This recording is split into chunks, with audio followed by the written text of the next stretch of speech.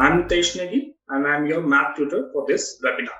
This webinar is presented by the Tutorai. This Tutorai is an online tutoring platform that aims to provide result-oriented online tutoring to students from K to 12. And our goal is to periodically present webinar for students addressing the latest educational and trends impacting online tutoring and education industry. So let's just start it with our topic, and our today's topic is trigonometry.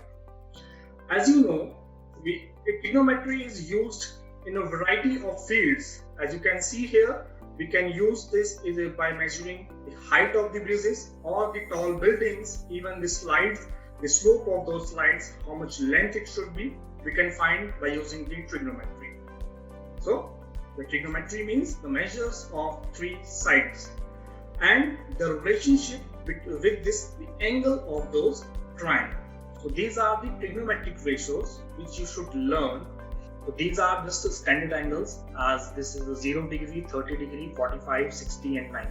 Now it is very much easy for us to find the distance. We just have to solve this equation. So now the next example is from the marine biology. So John is a marine biologist and he wanted to measure the length of a blue whale. 9375 feet. So this is your height of this building. And that's how we can solve all the questions in trigonometry. Any doubt in any kind of a topic? Okay, Ashutosh, you have a doubt. Just you can unmute yourself and just ask your question.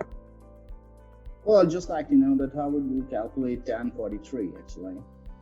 I didn't get tan 43, yeah, I will be telling you. The tan 43 is not the standard angle, so we cannot use that table in order to find that. So I have discussed that we can use the calculator for it.